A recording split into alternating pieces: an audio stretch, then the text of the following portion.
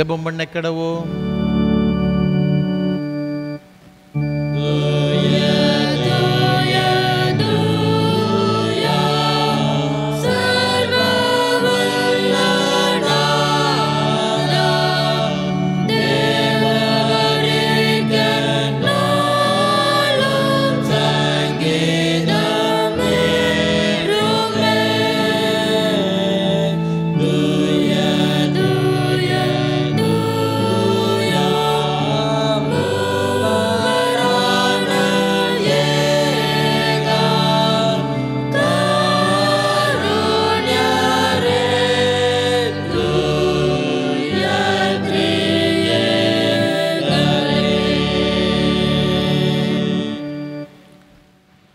நான் இளைஞனாயிருந்தேன், முதிர் வயது உள்ளவனும் ஆனேன்.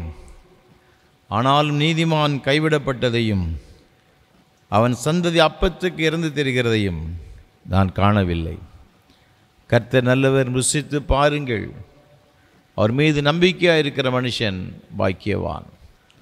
கிருபை நிறைந்த ஆண்டவரே, இந்த பரிசுத்தமான மனமகிழ்ச்சி நாளின் காலை திருவிருந்த ஆராதனைக்காக உமக்கு ஸ்தோத்திரம். ஆண்டவரின் மத்தியில் எழுந்தருளி உம்முடைய பிரசன்னத்தை நிறைத்து இந்த ஆராதனை ஒவ்வொருவருக்கு ஆசீர்வாதமாக்கி தரும்படி ஜெபிக்கிறோம். விசேஷமாக அப்பத்தை பிடிக்கையில் தம்மை வெளிப்படுத்தி உம்முடைய அன்பினாலும் கிருபையில் நிறைத்து எங்களை ஆசீர்வதிக்க வேண்டும் என்று மீட்பர் இயேசு கிறிஸ்துவின் மூலமாக ஜெபிக்கிறோம் பரிசுத்த பிதாவே, ஆமென். ஆராதனைக்கு ஆரம்பமாக ஆண்டவருடைய பரிசுத்த நாமத்துக்கு மகிமை உண்டாக கீதம் 415 பாமாலை 271 பாடுவோம். யாரை நான் புகழுவேன், யாரை நான் அறிகிறேன். கீதம் 415 பாமாலை 271 பாடுவோம்.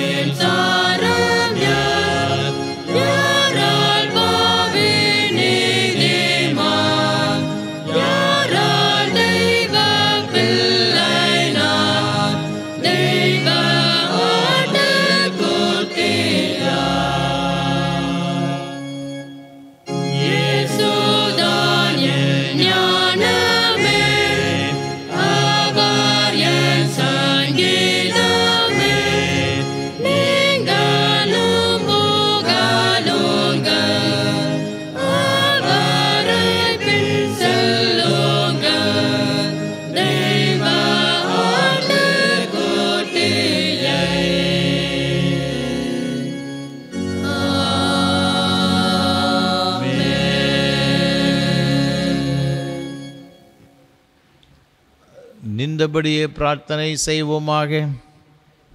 எல்லா இருதயங்களையும் எல்லா விருப்பங்களையும் எல்லா ரகசியங்களும் அறிந்திருக்கிற சர்வவல்லமையுள்ள தேவனே, நாங்கள் தேவரிடத்தில் பரிபூரணமே அன்பு கூறவும் ஒரு பரிசுத்த நாமத்தை உத்தமம் மயப்படுத்தவும் ஒரு பரிசுத்தாவின் ஏவுதலால் எங்கள் இறுதி சிந்தனை சுத்தம் பண்ணியரிடம் எங்கள் கர்த்தராகிய கிறிஸ்து மூலமாய் வேண்டிக் கொள்கிறோம்.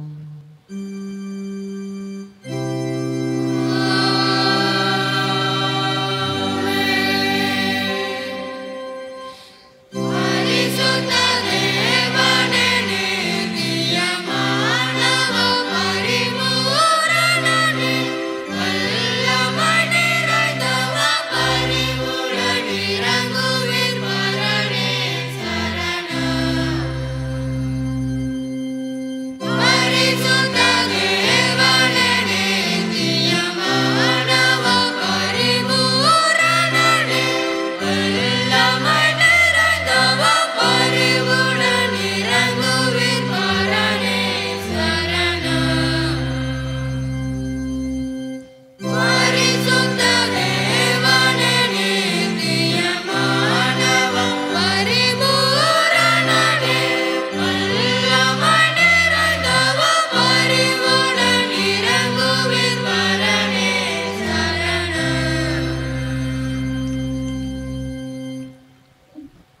நம்முடைய கர்த்தராயிருக்கிற இயேசு கிறிஸ்து சொன்னதாவது, உன் தேவனாகிய கர்த்தரிடத்தில் உன் முழு மனதோடும் உன் முழு பலத்தோடும் அன்பு கூறுவாயாக என்பது பிரதான கற்பனை. இதற்கு ஒப்பாயிருக்கிற இரண்டாம் கற்பனை என்னவென்றால், நீ உன்னிடத்தில் அன்பு கூறுவது போல் பிறனிடத்தில் அன்பு கூறுவ என்பதே. இவளின் பெரிய கற்பனை இரண்டுமில்லை. இவ்விரண்டு கற்பனைகள் நியாயப்பிரமாண முழுமையும் தீர்க்க தரிசனங்களும் அடங்கியிருக்கிறது என்பதே.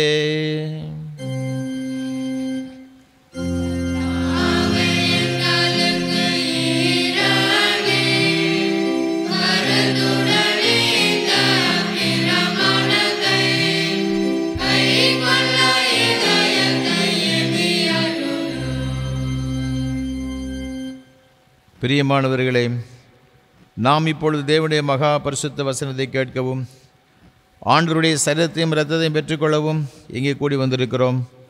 உத்தம மனஸ்தாபத்தோடும் உண்மையான விசுவாசத்தோடும் அவரிடத்தில் கிட்டிச் சேருவதற்காக தேவனுடைய கிருபை தேடி முழங்கால் படியிட்டு மௌனமாக நம்மை நாமே சோதித்தறிவோமாக. உங்கள் பாவங்களை நிமித்தம் முழு இருத்து உண்மையாய் மனஸ்தாபப்பட்டு பிறகு அன்பும் சிநேகமாயிருந்து இனி தேவனுடைய கற்பனை கைகொண்டு புதிதாக்கப்பட்டவர்களாக அவருடைய பரிசுத்த மார்க்கத்தில் நடப்போம் தீர்மானிக்க நீங்கள் நமது ஆண்டவர் இயேசு கிறிஸ்துவின் மூலமாய் சர்வ வல்லமையுள்ள கடவுள் உப்புரவாகும்படி உங்கள் பாவங்களை மனத்தாழ்மையாய் அறிக்கையிடுங்கள். மனதுருக்கத்தின் ஆண்டவரே, உமக்கு விரோதமாகவும் எங்கள் சகோதர சகோதரிகளுக்கு விரோதமாகவும் பாவம் செய்துள்ளோம் என்று அறிக்கையிடுகிறோம். கிறிஸ்துவின் நாமத்தை சொல்லியும் தீமையை விட்டு விலகவில்லை. இயேசு கிறிஸ்து காட்டிய நீதி வழியில் உம்மை நாங்கள் உண்மையாக பின்பற்றவில்லை. உம்முடைய விடுதலை அருள் பணியில் இவ்வுலகில் உம்மோடு நாங்கள் சேர்ந்து செயலாற்றவில்லை என்று அறிக்கையிடுகிறோம். கிருபை நிறைந்த ஆண்டவரே, உம்முடைய மிகுந்த இரக்கத்தினால் பாவமர எங்களை சுத்திகரியும். உம்முடைய பரிசுத்த ஆவியினால் விடுதலை பெறவும் பொது ஜீவன் உள்ளவர்களாய் வாழவும் உம்மோடும் சக மனிதரோடும் சமாதானத்தோடு வாழவும் அருள் புரிந்தருளும். ஆமேன். இயேசு கிறிஸ்துவின் மூலமாக கடவுளிடம் உண்மையாய் மனந்திருமறை யாவருக்கு அருளப்படுகிற கிருபை நிறைந்த தேவ வசனத்தை கேளுங்கள். உங்கள் பாவங்கள் சிவரென்றிருந்தாலும் உறைந்த மழை போல் வெண்மையாகும். அவைகள் இரத்தாம்பர சிவப்பாயிருந்தாலும் பஞ்சை போலாகும். தேவன் தம்முடைய ஒரே பேரான குமாரனை விசுவாசிக்கிறவன் எவனோ அவன் கெட்டு போகாமல் நிதி ஜீவன் அடையும்படிக்கு அவரை தந்தருளி இவ்வளவாய் உலக அன்பு கூர்ந்தார். பாவிகள் ரட்சிக்க கிறிஸ்து இயேசு உலகத்தில் வந்தார் வார்த்தை உண்மையும் எல்லா அங்கீகரிப்பும் பாத்திரமானது. நம்முடைய பரம பிதாவாகிய சர்வ வல்லமையுள்ள கடவுள் உத்தம மனஸ்தாபத்தோடும் உண்மையான விசுவாசத்தோடும் தமிழருக்கு மனம் திரும்பி தங்கள் சகோதரர் சகோதரி குற்றங்கள் மன்னிக்கிற யாவருக்கும் பாவ மன்னிப்பு அளிச்சுவோம் என்று மிகுந்த இரக்கமாக வாக்குத்தத்தம் செய்திருக்கிறார்.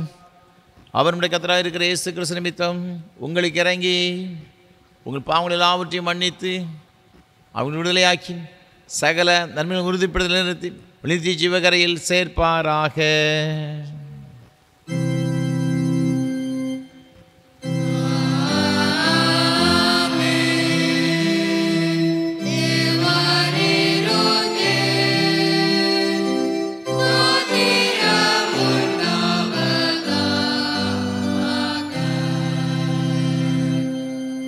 கர்த்தர் உங்களோடு இருப்பாராக.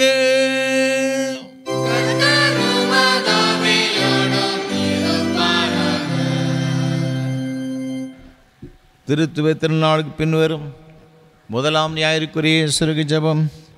உம்மிடத்தில் நம்பிக்கை வைக்கிற யாவருக்கும் பலனாயிருக்கிற தேவனே, எங்கள் ஜபங்களை கிருபையாய் ஏற்றுக்கொள்ளும். சாவிக்கனமாக சுவாம பலவீனத்தினாலே தேவரால் அன்றி நாங்கள் யாதொரு நற்காரியத்தை செய்ய திராணியற்றலாக இருக்கிறபடியால் நாங்கள் உமது கற்பனைகளை கைக்கொண்டு மனதினாலும் செய்கையினாலும் உமக்கு பிரியமுள்ளவர்களாக நடக்கும்படி எங்கள் கர்த்தராகிய இயேசு கிறிஸ்து மூலமாய் உமது கிருபையினால் சகாயம் செய்தருளும்.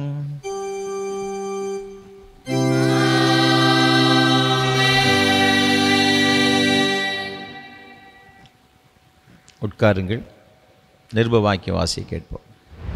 வாசிக்கும்படியாக கொடுக்கப்பட்டுள்ள நிருப வாக்கியம் நாளாகமத்தின் 2ஆம் புஸ்தகம் 32ஆம் அதிகாரம் 26ஆம் வசனம் முதல் 30ஆம் வசனம் வரை. 2 நாளாகமம் 32ஆம் அதிகாரம் 26ஆம் வசனம் முதல். எசேக்கியாவின் மனமேட்டிமை நிமித்தம் அவனும் எருசலேமின் குடிகளும் தங்களை தாழ்த்தினபடியினால் கர்த்தருடைய கடும் கோபம் எசேக்கியாவின் நாட்களிலே அவர்கள் மேல் வரவில்லை. எசேக்கியாவுக்கு மிகுதியான ஐஸ்வர்யமும் கனமும் உண்டாயிருந்தது. வெள்ளியும் பொன்னும் இரத்தினங்களும் கந்தவர்க்கங்களும் கேடகங்களும் வினோதமான ஆபரணங்களும் வைக்கும்படியான பொக்கிஷ சாலைகளையும் தனக்கு வந்து கொண்டிருந்த தானியமும் திராட்சை ரசமும் எண்ணெயும் வைக்கும்படியான பண்டக சாலைகளையும் சகல வகையுள்ள மிருக ஜீவன்களுக்கு கொட்டாரங்களையும் மந்தைகளுக்கு தொழுவங்களையும் உண்டாக்கினான். அவன் தனக்கு பட்டணங்களை கட்டுவித்து ஏராளமான ஆடு மாடுகளை வைத்திருந்தான். தேவன் அவனுக்கு மகா திரளான ஆஸ்தியை கொடுத்தார். இந்த எசேக்கியா கீயோன் என்னும் ஆற்றிலே அணை கட்டி அதன் தண்ணீரை மேற்கே இருந்து தாவீது நகரத்திற்கு நேராக திருப்பினான். எசேக்கியா செய்ததெல்லாம் வாய்த்தது என்பது. இது ஆண்டவரின் திருவார்த்தை.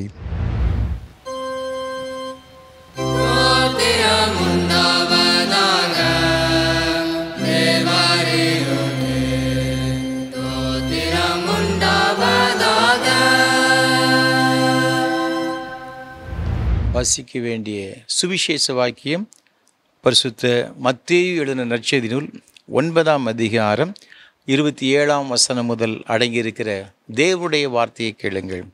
மத்தேயு எழுதின சுவிசேஷம் 9ஆம் அதிகாரம் 27ஆம் வசனம் முதல். இயேசு அவ்விடம் விட்டு போகையில் 2 குருடர் அவர் பின்னே சென்று, தாவீதின் குமாரனே, எங்களுக்கு இறங்கும் என்று கூப்பிட்டார்கள்.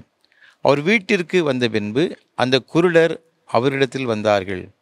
இயேசு அவர்களை நோக்கி, இதை செய்ய எனக்கு வல்லமை உண்டென்று விசுவாசிக்கிறீர்களா என்று கேட்டார். அதற்கு அவர்கள், ஆம், விசுவாசிக்கிறோம் ஆண்டவரே என்றார்கள். அப்பொழுது அவருடைய கண்களை அவர் தொட்டு, உங்கள் விசுவாசத்தின்படி உங்களுக்கு ஆகக்கடவது என்றார். உடனே அவர்களுடைய கண்கள் திறக்கப்பட்டது. இதை ஒருவரும் அறியாதபடிக்கு எச்சரிக்கையாயிருங்கள் என்று இயேசு அவர்களுக்கு கண்டிப்பாய் கட்டளையிட்டார்.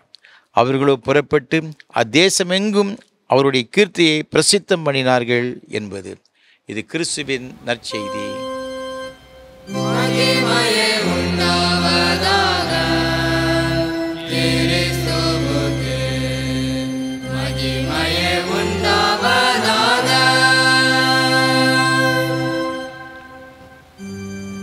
வானத்தையும் பூமியையோ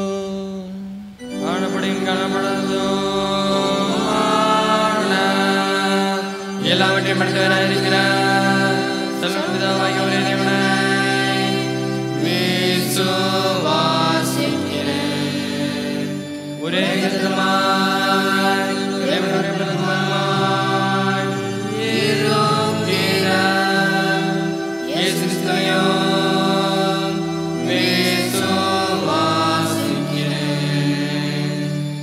அவர் சகல குணம் உண்டாவதற்கு தமது பிதாவினாலே ஜெனிப்பிக்கப்பட்டவர், தேவனுடைய தேவமானவர், ஜோதி ஜோதியானவர், மேதனி மேதேவர்,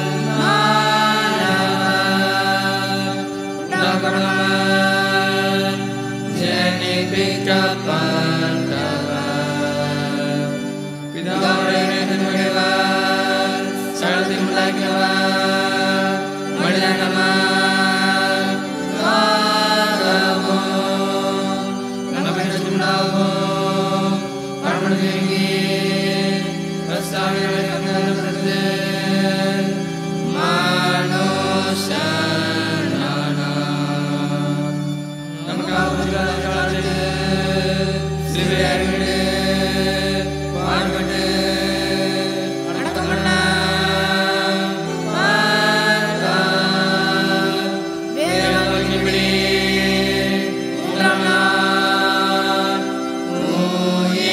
Yeah.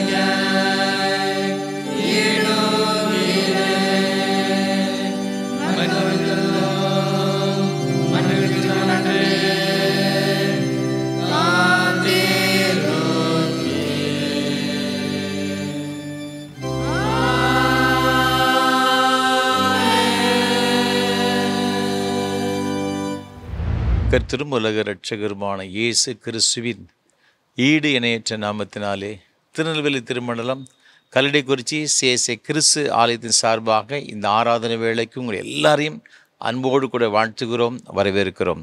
ஆண்டவருடைய கிருபையும் ஆசீர்வாதமும் உங்கள் அனைவரோடு கூட எப்பொழுதும் நிலைத்திருப்பதாக. ஒவ்வொரு வாரமும் உங்களோடு கூட சேர்ந்து இந்த தொலைக்காட்சி மூலமாக கர்த்தரை ஆராதிப்பதை நான் மிகுந்த மகிழ்ச்சி அடைகிறேன். ஆண்டவர் அதிகமாக துதிக்கிறேன், ஸ்தோத்தரிக்கிறேன்.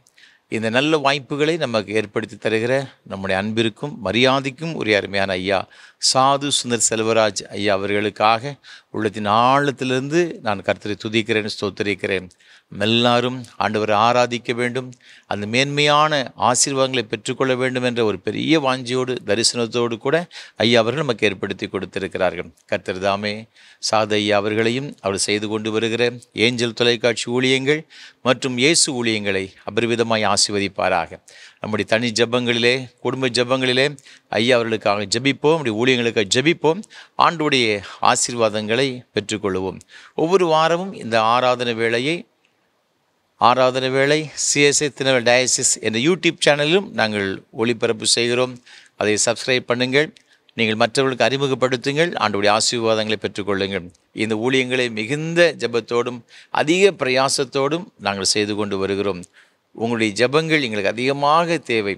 ஒவ்வொரு நாளும் எங்களுக்கு ஜபிக்க மறவாதிருங்கள். எனக்காக, என்னோடு கூட இந்த ஊழியத்தில் பங்கெடுத்து கொண்டு வருகிற ஒவ்வொரு கர்த்தருடைய பிள்ளைகளுக்காக, எங்களுடைய குடும்பங்களுக்காக நீங்கள் ஜபிக்கும்படியாக உங்கள் அன்போடு நான் கேட்டுக்கொள்கிறேன். அது மாத்திரமல்ல, இந்த ஆராதனை வேளையை ஒளிப்பதிவு செய்வதற்கு ஏராளமான தேவைகள் உண்டு. கர்த்தர் உங்கள் உள்ள தேவார்னு சொன்னால் நீங்கள் மனமு வந்து இந்த ஊழியத்தை தாங்க முன் வரலாம், ஆதரிக்க முன் வரலாம். நிச்சயமாகவே அதனுடைய பலனை இம்மையிலும் மறுமையிலும் ஆயிரமாக பெற்றுக்கொள்வீர்கள் என்று சந்தேகம் கிடையாது. கர்த்தர் அனைவரையும் ஆசீர்வதிப்பாராக. விசேஷமாக இந்த நாளிலும் இந்த ஆராதனை வேளையை ஒளிப்பதிவு செய்வதற்கு சென்னையை சார்ந்த ஒரு அருமையான ஓய்வு பெற்ற பேராசிரியருடைய குடும்பத்திற்காக உள்ளத்தின் ஆழத்திலிருந்து கர்த்தரை துதிக்கிறேன், ஸ்தோத்தரிக்கிறேன். நம்முடைய ஊழியத்தை அதிகமாக நேசிக்கிறவர்கள், நம்முடைய ஊழியத்திற்காக ஜெபிக்கிறவர்கள், நம்முடைய ஊழியத்தை தாங்குகிற அருமையான குடும்பத்தினர், அதற்காக உள்ளத்தின் ஆழத்திலிருந்து கர்த்தரை துதிக்கிற. விசேஷமாக அவருடைய அன்பு மகள் இந்த நாளிலும் தன்னுடைய பிறந்த நாளை காணும்படியாக கிருபை செய்திருக்கிறார். கர்த்தர் தாமே அன்பு சகோதரி அவர்களையும் அவள் செய்கிற பேராசிரியை பணியையும் கூட அபரிவிதமாய் ஆசீர்வதிப்பாராக. விசேஷமாக அருமையான ஓய்வு பெற்ற பேராசிரியருடைய சகோதரி திருமதி கிளாடிஸ் சந்தனம் அம்மா அவர்களுக்காகவும் ஆண்டவர் துதிக்கிறேன். அவர்களும் நம்முடைய ஊழியத்தை அதிகமாக நேசித்து நம்முடைய ஊழியத்தை தாங்குகிற அருமையான குடும்பத்தினர். கர்த்தர் தாமே இந்த குடும்பத்தின் பிள்ளை அனைவரையும் அபரிவிதமாய் ஆசீர்வதிப்பாராக. வேதம் சொல்லுகிறபடியே கர்த்தர் நித்தமும் உன்னை நடத்தி மகா வறட்சியான காலங்களில் உன் ஆத்துமாவை திருப்தியாக்கி உன் எலும்புகளை நினமுள்ளதாக்குவார். நீ நீர்ப்பாய்ச்சலான தோட்டத்தைப் போலவும் வற்றாத நீரூற்றைப் போலவும் இருப்பாய் என்ற வார்த்தையின்படியே அருமையான இந்த குடும்பத்தின் பிள்ளைகளை அபரிவிதமாய் ஆசீர்வதிப்பாராக. தேவனுடைய கிருபை உங்கள் அனைவரோடு கூட இருப்பதாக. ஆமென். ஆண்டவருடைய வார்த்தையை கேட்கும்பாக நம்முடைய ஆலய பாடகர் குழுவினர் ஒரு சிறப்பு பாடல் ஒன்றை பாட இருக்கிறார்கள். நம்ம எல்லாரும் அதை கேட்டு மகிழ்ந்து கர்த்தரை மகிமைப்படுத்துவோம். அதைத் தொடர்ந்து நாம் ஆண்டவருடைய அருள் செய்தியை கேட்போம். கர்த்தர் அனைவரையும் ஆசீர்வதிப்பாராக. ஆமென்.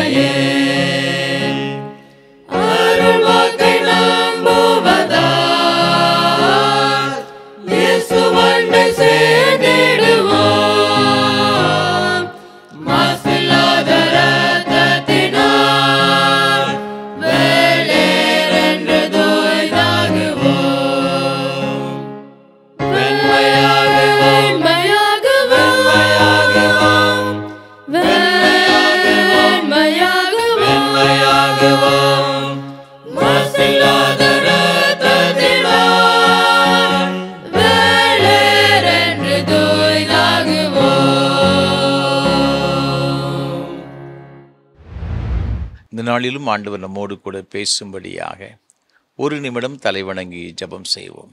கிருபை நிறைந்த ஆண்டவரே, உம்முடைய திருவார்த்தைகளை கேட்க வந்திருக்கிறோம். எங்களோடு நீர் பேசும் அப்பா. நாங்கள் கற்றுக்கொள்கிற வேத வசனங்கள் எங்கள் ஒவ்வொருவருக்கும் மிகவும் பிரயோஜனமாயிருக்க ஆவியானவர் உதவி செய்வீராக. எங்களோடு கூட இடைபடும். உம்முடைய திருநாமத்தை நீர் மகிமைப்படுத்தும். இயேசு கிறிஸ்துவின் பரிசுத்த நாமத்தில் தாழ்மையோடு ஜெபிக்கிறோம் ஜீவனுள்ள நல்ல பிதாவே, ஆமென். மீண்டும் உங்கள் எல்லாரையும் அன்போடு கூட வாழ்த்துகிறேன். ஆண்டவருடைய கிருபையும் ஆசீர்வாதம் உங்களோடு கூட எப்பொழுதும் நிலைத்திருப்பதாக. இந்த நாளிலும் கூட எல்லாருக்கும் ஆசீர்வாதமாக இருக்கும்படியாக தெரிந்து கொண்ட வேத பகுதி 2 நாளாகம புஸ்தகம் 32ஆம் அதிகாரம் 30வது வசனம். இந்த எசேக்கியா கீயோன் என்னும் ஆற்றிலே அணை கட்டி அதன் தண்ணீரை மேற்கே இருந்து தாவீது நகரத்துக்கு நேராக திருப்பினான். எசேக்கியா செய்தது எல்லாம் வாய்த்தது. இவ்வேத வசனம் மிக அழகாக சொல்லுகிறது. எசேக்கியா செய்தது எல்லாம் வாய்த்தது. அன்பான ஆண்டவருடைய பிள்ளைகளே, நம்ம எல்லாருடைய வாஞ்சை என்ன தெரியுமா? நம்ம என்ன காரியம் செய்தாலும் அது வாய்க்கப்பட வேண்டும், அது வாய்க்க வேண்டும். இன்றைக்கு அநேகருடைய வாழ்க்கையில் நம்ம சொல்கிற கேட்டிருக்கோம், இந்த தொழில் செய்யணும், ஆனால் நான் முயற்சி பண்ணேன், ஆனால் தொழில் வாய்க்கவே மாட்டேங்க. நான் என்னுடைய மகளுடைய காரியத்திற்காக நான் எவ்வளவோ பிரயாசப்படுறேன், ஒன்று கூட வாய்க்க மாட்டேங்க. இப்படி பல நேரங்களில் நம்ம புலம்பி இருக்கின்றோம். ஆண்டவர் தான் நம்முடைய வாழ்க்கையிலே நம்மை ஆசீர்வதிக்கிறவர், நம்முடைய காரியங்களை வாய்க்க பண்ணுவர். இங்கு வேத வசனம் சொல்லுகிறது, எசேக்கியா என்னவெல்லாம் செய்தானோ அதை எல்லாம் ஆண்டவர் வாய்க்க பண்ணினார் என்று வசனம் சொல்லுகிறது. ஜெர்மன் தேசத்தினுடைய சர்வாதிகாரியாக இருந்த அடால்ஃப் ஹிட்லர் நம்ம எல்லாரும் நன்றாக அறிந்திருக்கிறோம். 2ஆம் உலகப் போரின் முக்கிய காரணமே இந்த சர்வாதிகாரியாகிய இந்த ஹிட்லர். அவருடைய ஆசை உலகத்தை எல்லாம் தன் கொடையின் கீழ் கொண்டு வர வேண்டும், எல்லா நாடுகளுக்கும் எதிராக யுத்தம் பண்ணி அந்த நாட்டை சிறைப்படுத்த வேண்டும் என்று அவருக்கு ஒரு பெரிய ஒரு ஆசை. அவர் ஐரோப்பியா பகுதிகளுக்கு சென்று அநேக நாடுகளை அவர் சிறைப்படுத்தினார். கடைசியாக அதோடு நின்று விடாமல் ரஷ்யாவையும் தன்னுடைய காலடிக்கு கொண்டு வர வேண்டும் என்று சொல்லி ஒரு குளிர் காலத்திலே அதற்கு எதிராக யுத்தம் பண்ணும்படியாக செய்தான். பல காரியங்களை இந்த ஹிட்லர் செய்தார். ஆனால் பல மாதங்கள் ஆண்டுகள் யுத்தம் நடந்து கொண்டு இருந்தபடியினால் ஜெர்மன் தேசத்தினுடைய போர் வீரர்கள் சோர்ந்து போன ஒரு சூழ்நிலையிலே ரஷ்யாவுடைய இயற்கை இவர்களுக்கு எதிராக இருந்தபடினாலே பயங்கரமான ஒரு தோல்வியை தழுவினார்கள்.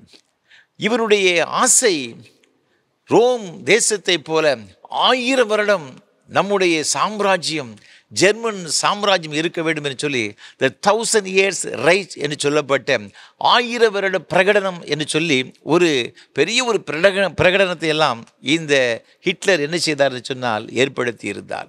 ஆகவே தான் இப்படி பல நாடுகளுக்கும் இந்த தேசத்தை வெற்றி கொள்ள வேண்டும் என்ற ஒரு பெரிய அடங்காத ஒரு வெறியினால அவர் யுத்தத்துக்கு படையெடுத்து சென்றார். கடைசியிலே ரஷ்யாவுக்கு சென்றபடினால் ஒரு பெரிய தோல்வியை கண்டடைந்தார். இதன் மூலமாக இவருடைய படை வீரர்கள் பின்வாங்க ஆரம்பித்து விட்டார்கள். இப்பொழுது எதிரிகள் இவருடைய சொந்த தேசத்துக்கு எதிராக உள்ளே புகுந்து விட்டார்கள். இப்பொழுது ஹிட்லர் என்ன செய்தார்? இதிலிருந்து தப்பிப்பதற்கு வேறு வழியே கிடையாது. என்ன செய்ய வேண்டும் என்று ஒன்றுமே ஓடவில்லை. தன்னுடைய ரகசிய அறைக்கு சென்றார்.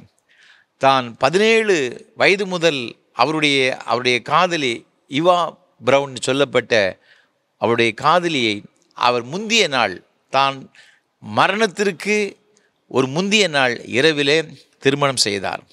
திருமணம் செய்த பிறகு மறுநாள் தன்னுடைய மனைவி தான் நேசித்த தன்னுடைய நாய்க்கு சயனைடு விஷம் வைத்து கொன்றுவிட்டு தானும் துப்பாக்கியால் தற்கொலை செய்து கொண்டார். அவருடைய ஆசை தேசத்தையெல்லாம் தன் கொடையின் கீழ் கொண்டு வர வேண்டும், எல்லா தேசத்தையும் ஆட்சி செய்ய வேண்டும் என்று சொல்லி பல நாடுகளுக்கு சென்ற பொழுதிலும் கூட, அநேக நாடுகள் சரணடைந்தாலும் கூட, கடைசியிலே 1945ஆம் ஆண்டு ஏப்ரல் 30ஆம் தேதி தன்னுடைய வாழ்க்கையை தானே முடித்து கொண்டார். 2ஆம் உலகப் போரும் முடிவுக்கு வந்தது. அவர் நினைத்த காரியம் வாய்க்கவில்லை. அந்த வேத வசனம் என்ன சொல்கிறது தெரியுமா? நீங்கள் நீதிமொழியின் புஸ்தகம் 16ஆம் அதிகாரம் 33ஆம் வசனத்தை வாசித்து பார்க்கும் பொழுது, காரிய சித்தியோ கர்த்தரால் வரும். நம்ம எவ்வளவுதான் யோசிக்கலாங்க, எவ்வளவுதான் நினைக்கலாம், என்னென்ன காரியத்தை எப்படிலாம் செய்யலாம்னு சொல்லி பயங்கர பிளான் போடலாம். ஆனால் இந்த பிளான் எல்லாம் எக்ஸிக்யூட் பண்ணி நமக்கு வாய்க்கை பண்ணுகிறது யாருன்னு பார்த்தீங்கன்னா ஆண்டவராகிய கர்த்தர். காரிய சித்தி அவரால் மாத்திரம்தான் வரும். எசேக்கியா ராஜாவை பற்றி சொல்லப்பட்டிருக்கிறது, அவன் செய்ததெல்லாம் வாய்த்ததுன்னு சொல்லப்பட்டிருக்கிறது. ஒருவேளை மாம்ச முயற்சியினால் நாம் எவ்வளவோ காரியங்களை நாம் செய்து விடலாம் என்று சொல்லி எவ்வளவோ பிரயாசப்பட்டு கூட தோல்வியடைந்த நிலைமையிலே சோர்ந்து போன நிலைமை நீங்கள் இருந்திருந்தாலும் கூட ஆண்டவர் சொல்லுகிறார், நான் உன் காரியத்தை நிச்சயமே வாய்க்கப்படுவேன். நிச்சயமாகவே முடிவு உண்டு. உன் நம்பிக்கை என்ன செய்யுதுன்னா வீண் போகாது. அப்போ ஆண்டவர் நம்முடைய காரியத்தை வாய்க்க பண்ண வேண்டும் என்று சொன்னால் நாம் என்ன செய்ய வேண்டும்? வேதத்திலே அதற்கு என்ன ஆலோசனை சொல்லப்பட்டிருக்கிறது, அதை உங்களோடு கூட சுருக்கமாக நான் பகிர்ந்து கொள்ள விரும்புகின்றேன். நாம் சங்கீதங்களின் புஸ்தகம் 37ஆம் சங்கீதம் 5ஆம் வசனத்தை வாசித்து பார்க்கும் பொழுது வேதம் மிக அழகாக சொல்லுகிறது, உன் வழியை கர்த்தருக்கு ஒப்புவித்து அவர் மேல் நம்பிக்கையாயிரு, அவரே காரியத்தை வாய்க்க பண்ணுவார். நீ என்ன செய்? உன் வழியை கர்த்தருக்கு ஒப்புவித்து அவர் மேல் நம்பிக்கையாயிரு, அவரே உன் காரியத்தை வாய்க்க பண்ணுவார். அப்போது நம்முடைய காரியம் வாய்க்க பண்ணப்பட வேண்டும் என்று சொன்னால் நம்முடைய வழிகளெல்லாம் ஆண்டவருடைய சமூகத்தில் ஒப்பு கொடுத்து விட்டு அவர் மேலே நம்ம என்ன செய்யணும்னா நம்பிக்கையாக இருக்கணும். அப்போ கர்த்தர் மீது ஒரு மனுஷன் நம்பிக்கையாக இருக்கும் பொழுது அந்த காரியத்தை ஆண்டவர் என்ன செய்யணும் வாய்க்க பண்ணுகிறார். ஆகவே தான் நிச்சயமாகவே முடிவு உண்டு. உன் நம்பிக்கை வீண் போகாது என்று சொல்லப்பட்டிருக்கிறது. இந்த எசேக்கியா ராஜாவை குறித்து வேதத்தை நீங்கள் வாசித்து பார்த்தீங்கன்னா நீங்கள் 2 நாளாம் புஸ்தகம் 32ஆம் அதிகாரத்தில் 27ஆம் வசனம் சொல்லுகிறது, எசேக்கியாவுக்கு மிகுதியான ஐஸ்வர்யமும் கனமும் உண்டாயிருந்தது. வெள்ளியும் பொன்னும் இரத்தினங்களும் கந்தவர்க்கங்களும் கேடகங்களும் வினோதமான ஆபரணங்களும் வைக்கும்படியான பொக்கிஷசாலைகளையும் தனக்கு வந்து கொண்டிருந்த தானியமும் திராட்சரசமும் எண்ணெயும் வைக்கும்படியான பண்டகசாலைகளையும் சகல வகையுள்ள மிருக ஜீவனங்களுக்கு கொட்டாரங்களையும் மந்தைகளுக்கு தொழுவங்களையும் உண்டாக்கினான். அது மாத்திரமல்ல, 29ஆம் வசனம் சொல்லுகிறது, அவன் தனக்கு பட்டணங்களை கட்டி வைத்து ஏராளமான ஆடு மாடுகளை வைத்திருந்தான். தேவன் அவனுக்கு மகா திரளான ஆசையை கொடுத்தார்.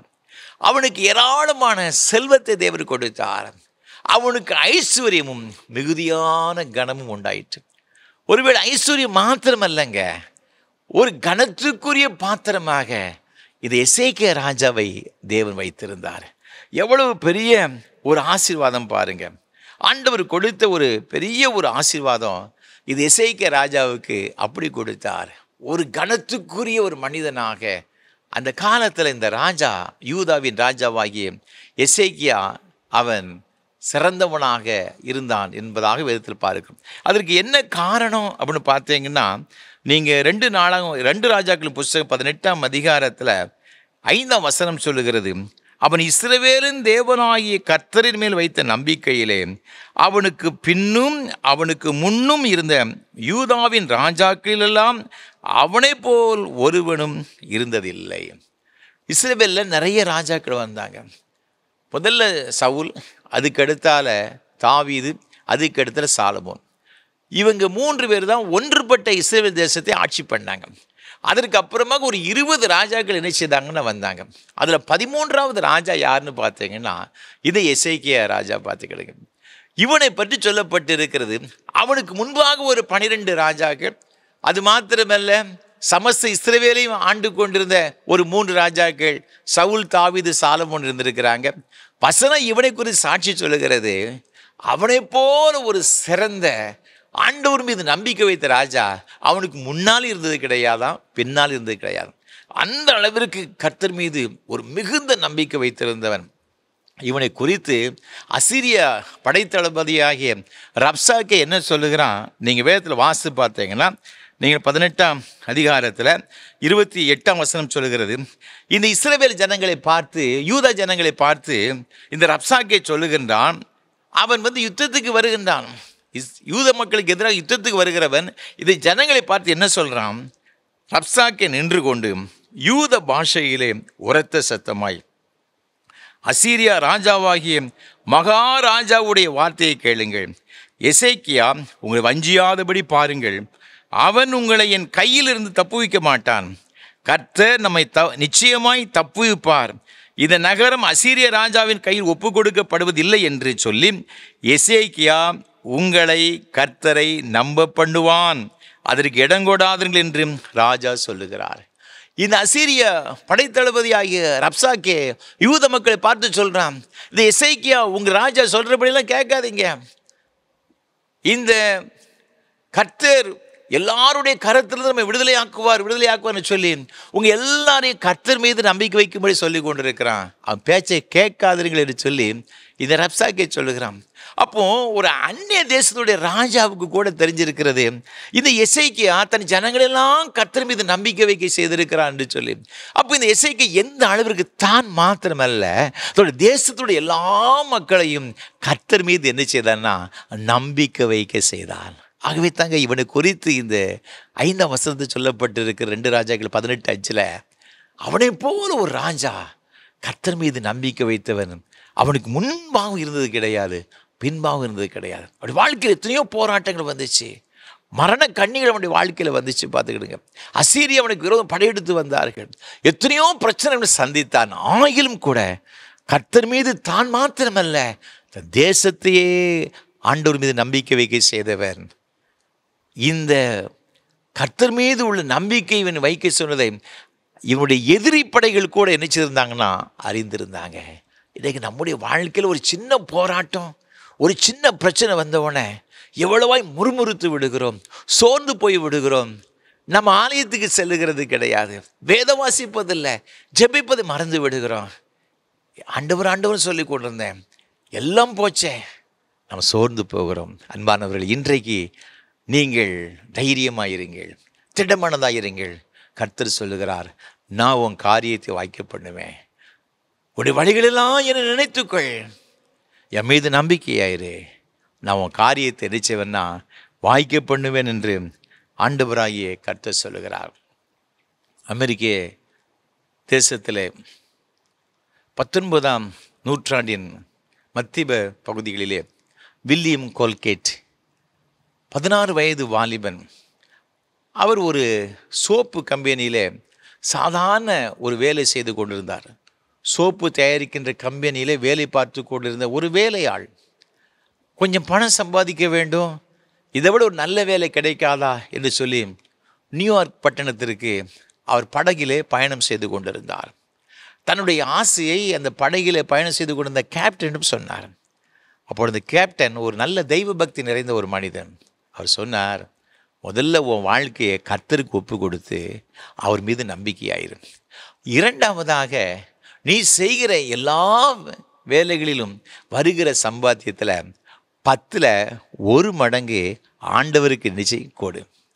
ஆண்டவர் மீது நீ நம்பிக்கையோடு கூட இதை செய்வாய் என்று சொன்னார். ஒரு காலத்தில் நியூயார்க் பட்டணத்தில் உன்னை பற்றி பேசுவார்கள் என்று அவர் சொல்லி அந்த கேப்டன் அனுப்பினானாம். ஆரம்பத்தில் இவருக்கு ஒன்றும் தெரியாது. நியூயார்க் பட்டணம் வந்தார், சில வேலைகள் செய்ய ஆரம்பித்தார். கடைசியாக இந்த பர்பஸை செய்கிற, இந்த பேஸ்ட் செய்கின்ற தொழிலை செய்ய ஆரம்பித்தார். நியூயார்க் பட்டணம் மாத்திரமல்ல அன்பானவர்களே, இந்த அகில உலகமும் கூட இன்றைக்கு கால்கேட் நிறுவனம் என்று சொன்னால் தெரியாதவர்களே இல்லை என்று சொல்லலாம். இன்றைக்கு நாம் அதிகமாக யூஸ் பண்ணுகிற இந்த பேஸ்ட், பல்வளக்கிற பேஸ்ட் பர்பஸை அவருடைய தயாரிப்பு. அவர் ஆரம்ப காலத்தில் 10ல் 1 கொடுத்தாரு, இப்போ 2 கொடுத்தாரு, பிறகு 3, 4, 5 அப்படி கூட்டிக் கொண்டே சென்றாராம். அவருக்கு வந்த வருமானம் கொஞ்சம் நெஞ்சம் கிடையாது. அவருக்கு பெற்ற ஒரு ஆலோசனை என்ன தெரியுமா? முதல்ல ஆண்டவருக்கு ஒப்புக்கொடு, அவரையே சார்ந்து கொள், அவர் மீது நம்பிக்கையாயிரும், ஒரு நாள் உன்னை கைவிட மாட்டார். உம்மை உறுதியாய் பற்றி கொண்ட மனதை உடையவன் உம்மையே நம்பி இருக்கிறபடியினால் நீர் அவனை பூர்ண சமாதானத்தோடு கூட காத்துக்கொள்வீர். அன்பான ஆண்டவருடைய பிள்ளைகளே, நம்முடைய வாழ்க்கையில் நாம் எப்படிப்பட்ட நிலைமையில் இருந்தாலும் கூட பூர்ண சமாதானத்தோடு கூட காத்துக்கொள்ளும்படியாக, நம்மை ஆதரிக்கும்படியாக, நம்முடைய செய்கைகளை நாம் வாஞ்சிக்கிற காரியங்களை வாய்க்க பண்ணுவதற்கு நீங்களும் நானும் ஆராதிக்கிற ஆண்டவர் போதுமானவராக இருக்கிறார். அதற்கு தேவன் எதிர்பார்க்க என்ன தெரியுமா? கர்த்தர் மீது முழு நம்பிக்கை வைக்க வேண்டும். அது மாத்திரமல்ல, வேறு என்ன ஆண்டவர் நம்மளை எதிர்பார்க்கிறார்? வேதத்தில் வாசித்து பார்க்கும் பொழுது சங்கீதங்களின் புஸ்தகம் மிக அழகாக சொல்லுகிறது. 1 சங்கீதம் 2, 3 ஆகிய வசனங்களிலே கர்த்தருடைய வேதத்தில் பிரியமாயிருந்து இரவும் பகலும் அவருடைய வேதத்தில் தியானமாயிருக்கிற மனுஷன் பாக்கியவான். அவன் நீர்க்கால்களின் ஓரமாய் நடப்பட்டு தன் காலத்தில் தன் கனியை தந்து இலையுதிராயிருக்கிற மரத்தை போல் இருப்பான். அவன் செய்வது எல்லாம் வாய்க்கும். ஆண்டவர் இங்கே சொல்லுகிறார் பாருங்க, அவன் செய்வதெல்லாம் வாய்க்கும்னு சொல்லப்பட்டிருக்கிறது. யார் செய்தது வாய்க்குமா? மிக அழகாக சொல்லப்பட்டிருக்கிறது. கர்த்தருடைய வேதத்தில் பிரியமாயிருந்து இரவும் பகலும் அது தியானமாயிருக்கிற மனுஷன் அவன் தான் நீர்க்கால் ஓரமாய் நடப்பட்டு தன் காலத்தில் தன் கனியை தந்து இலையுதிராது இருக்கிற மரத்தை போல இருப்பான். இன்றைக்கு நாம் இந்த வேத புத்தகத்தை எப்படி நாம் பயன்படுத்தி கொண்டிருக்கின்றோம்? நம்ம அவசர தேவைக்கு எங்கேயாவது வெளியூர் போக வேண்டும் என்று சொன்னால் 121 சங்கீதத்தை வாசிக்கிறோம். அவசரமாக வெளியே போகிறோம் அப்படின்னு சொல்லியாச்சுன்னா 23 சங்கீதத்தை வாசிக்கிறோம். இல்லை ஏதோ ஒரு சின்ன சங்கீதத்தை வாசித்து விட்டு செல்லுகிற அநேக கிறிஸ்தவர்கள் இருக்கிறாங்க. அன்பான ஆண்டவருடைய பிள்ளைகளே, தேவன் நம்மகிட்ட என்ன எதிர்பார்க்கிறார் அப்படின்னு பார்த்தீங்கன்னா, இந்த வேதத்தை நாம் கருத்தாய் வாசித்து அதில் தியானம் பண்ண வேண்டும் என்று தேவனை எதிர்பார்க்கிறார். ஏன்னு பார்த்தீங்கன்னா, இந்த வேதத்தில் எவ்வளோ பெரிய ஒரு ஆசீர்வாதம் இருக்கிறது. 19 சங்கீதத்தை நீங்கள் வாசித்து பார்த்தீங்கன்னா 7 வசனம் சொல்லுகிறது, கர்த்தருடைய வேதம் குறைவற்றதும் ஆத்துமாவை உயிர்ப்பிக்கிறதுமாய் இருக்கிறது. கர்த்தருடைய சாட்சி சத்தியமும் பேதையை ஞானியாக்குறதுமாய் இருக்கிறது. 8 வசனம், கர்த்தருடைய நியாயங்கள் செம்மையும் இருதயத்தை சந்தோஷிப்பிக்கிறதுமாய் இருக்கிறது. கர்த்தருடைய கற்பனை தூய்மையும் கண்களை தெளிவிக்கிறதுமாய் இருக்கிறது. 10 வசனம், அவைகள் பொன்னிலும் மிகுந்த பசும் பொன்னிலும் விரும்பப்படத்தக்கதும் தேனிலும் தேன் கூட்டிலிருந்து ஒழுகும் தெளித்தேனிலும் மதுரமுள்ளதாயிருக்கிறது. அன்றியும் அவைகளால் உமது அடியேன் எச்சரிக்கப்படுகிறேன். அவைகளை கை கொள்ளுகிறதினால் மிகுந்த பலன் உண்டு. இது வேத வசனம் குறைவற்றது. நம்முடைய ஆத்மாவை அது திருப்தியாக்குறது, உயிர்ப்பிக்கக்கூடிய வல்லமை உடையது. அது தேனிலும் தெளிதேனிலும் மதுரம் உள்ளது. அது பொன்னை பார்க்கிலும் அது விலையேறப்பட்டு சொல்லப்பட்டிருக்கிறது. கடைசியாக சங்கீதக்காரன் சொல்லுகின்றான், அதை கை கொள்ளுகிறதுனால் மிகுந்த பலன் உண்டு. அன்பான ஆண்டுடைய பிள்ளைகளே, இது வேதத்துக்கு இருக்கிற மகத்துவத்தை வேதம் மிக அழகாக சொல்லப்பட்டிருக்கிறது. அதனால தான் அந்த வேதத்தினுடைய மகத்துவங்களை அவருக்கு நான் எழுதி கொடுத்தேன். அவர்களும் அதை அந்நிய காரியமாக எண்ணினார்கள் என்று வேத வசனம் சொல்லுகிறது. இன்றைக்கு நம்முடைய கரங்களில் இந்த வேத புத்தகத்தை தேவன் தந்திருக்கிறார். ஒவ்வொரு வீட்டிலும் நான் நம்புகிறேன், குறைந்தபட்சம் 2, 3, 4, 5 வேத புத்தகத்துக்கு மேலாக சில அநேக வீடுகளில் நிச்சயமாக நினச்சேன்னா இருக்கும், பார்த்துக்கிடுங்க. ஆனால் இன்றைக்கு இந்த வேத புத்தகத்தை எத்தனை பேர் நாம் பயன்படுத்துகின்றோம்? இது ஒரு மூலையில் வைத்து அதை அப்படி தொட்டு கும்பிடுவதற்காக தேவன் நமக்கு தரவில்லை. ஆண்டவர் இதை என்ன செய்திருக்கிறார்? நீங்கள் கருத்தாய் வேதத்தை வாசித்து தியானம் பண்ண வேண்டும், அதை கை கொள்ள வேண்டும். அதை கை கொள்ளும் பொழுது அது அவர்களுக்கு மிகுந்த பலனை கொடுக்கும் என்பதாக வேத வசனம் நமக்கு சொல்லுகிறது. நீங்கள் 39 சங்கீதத்தை நான் வாசித்து பார்க்கும் பொழுது 3 வசனம் சொல்லுகிறது, இது வேதத்துடைய மகத்துவங்களை சொல்லப்பட்டிருக்கிறது. என் இருதயம் எனக்குள்ளே அனல் கொண்டது, நான் தியானிக்கையில் அக்கினி மூண்டது, அப்பொழுது என் நாவினால் விண்ணப்பம் செய்தேன். இது வேத வசனம் என்ன செய்யுதுன்னு பார்த்தீங்கன்னா, அது எனக்குள்ளா என் அனலை என்ன செய்யுதுன்னா கொடுக்கிறது. நான் தியானிக்கும் பொழுது அக்கினி மூண்டது. அப்பொழுது நான் என் நாவினால் விண்ணப்பம் பண்ணினேன். அப்போ நம்ம ஜெபம் பண்ணுவதற்கு முன்பாக அந்த வேதத்தை நாம் அதிகமாய் வாசிக்கும் பொழுது, தியானிக்கும் பொழுது, அதுக்கு அப்புறமாக ஜெபம் பண்ணும் பொழுது நம்மை அறியாமலே நினச்சி நம்முடைய ஆவி விண்ணப்பம் பண்ண ஆரம்பித்து விடும். அந்த ஜெபத்துக்கு ரொம்ப எஃபெக்ட் என்னச்சுதுன்னா இருக்குது, பார்த்துக்கிடுங்க. அப்படிப்பட்ட ஒரு அனுபவங்களுக்குள்ளாக நாம் என்ன செய்யணும்னா கடந்து போக வேண்டும். தேவன் அதைத்தான் என்னச்சுதான் நான் விரும்புகிறாரு. நீங்கள் எரேமியா தீர்க்கதரிசன புஸ்தகத்தில் நீங்கள் வேதத்தில் வாசித்து பார்க்கும் பொழுது இங்கு மிக அழகாக சொல்லுகிறது. 15ஆம் புஸ்தகம், எரேமியா தீர்க்கதரிசன புஸ்தகம் 15ஆம் அதிகாரத்தில் 16ஆம் வசனம் சொல்லுகிறது, உம்முடைய வார்த்தைகள் கிடைத்தவுடனே அவைகளை உட்கொண்டேன். உம்முடைய வார்த்தைகள் எனக்கு சந்தோஷமும் என் இருதயத்திற்கு மகிழ்ச்சியுமாய் இருந்தது. சேனைகளின் தேவனாய கர்த்தாவே, உம்முடைய நாமம் எனக்கு தரிக்கப்பட்டிருக்கிறது. இந்த வார்த்தைகளை நான் கிடைத்த உடனே உட்கொண்டேன்.